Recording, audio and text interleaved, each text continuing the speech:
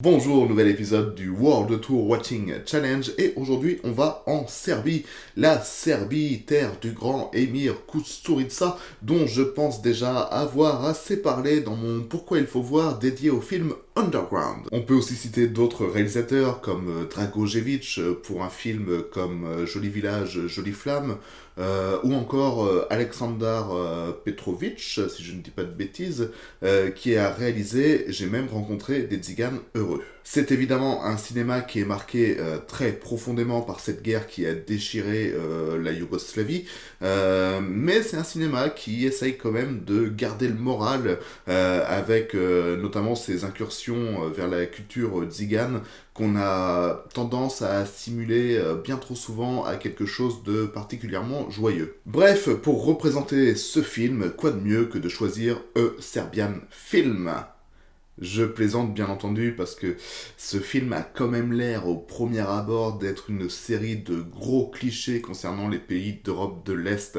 Et en plus de ça, c'est un film qui a fait scandale et qui traîne une réputation sulfureuse, notamment parce que je crois qu'il y a des scènes de nécrophilie. Simulée, hein, bien entendu, mais nécrophilie quand même.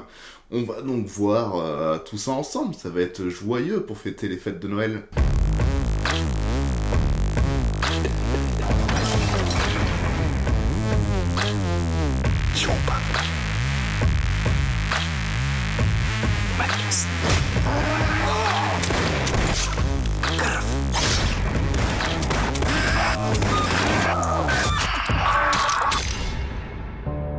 Pružit ću ti kraj. Kraj kakav si želeo. Le film débute dans une allée sombre et enfumée. Un couple va y apparaître et se mettre à baiser sauvagement. En fait, il s'agit d'un film porno qui est diffusé à la télé qui est regardé par les yeux assez ébahis d'un jeune garçon. Ses parents le surprennent et vont s'en foutre un petit peu, et pour cause parce que l'acteur principal de ce film porno, eh bien, c'est son père. La mère, quant à elle, ne semble pas avoir vraiment d'utilité. C'est une mère au foyer qui est là pour s'occuper de l'enfant et qui a l'air assez dépendante financièrement de son mari. Plus tard, au détour d'une conversation avec une autre actrice pornographique, on apprend que le père a pris sa retraite de l'industrie pornographique, mais on va quand même lui proposer un dernier tournage en Serbie qui va lui permettre de gagner plein d'argent et d'être tranquille pour continuer sa vie de parent modèle. Après une rencontre avec le réalisateur qui a l'air assez perché, qui défend la notion d'art dans le porno, mais qui n'explique pas du tout le scénario à l'acteur qu'il va embaucher, eh bien ce dernier va refuser de signer un contrat qui est pourtant très lucratif. Mais après une conversation avec sa femme, il va retourner signer ce fameux contrat, et c'est parti pour un tournage assez particulier. Et le moins que l'on puisse dire, c'est que le film m'a un peu surpris. À vrai dire, je m'attendais à ce que ce soit un film où le scénario ne sert vraiment que de prétexte pour enchaîner les scènes de torture gratuites et faciles, mais en fait, c'est un petit peu plus fin que ça. Et ça, à mes yeux, c'est dû à la prestation de l'acteur principal qui relève quand même clairement le niveau du film. Mais bon, ça n'empêche pas qu'au bout d'un moment, tout ça, ça devient n'importe quoi, et à la fin, notamment, ça part totalement en vrille. Sur cette fin, on s'approche clairement du nanar.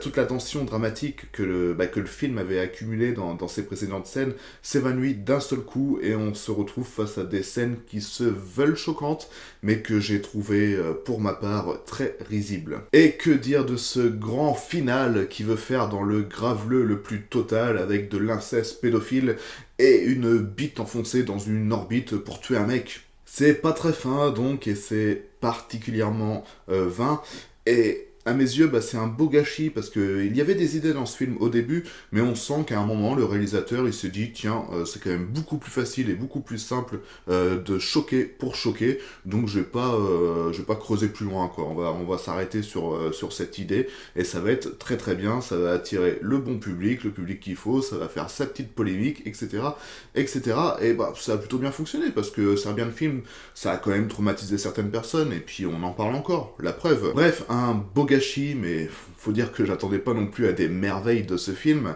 J'espère en tout cas que vos fêtes se sont mieux déroulées que ce film. Et puis on se retrouve la semaine prochaine pour un nouveau pays, pour un nouveau film, et pour surtout un nouvel épisode. Et cette fois, on va en Suède.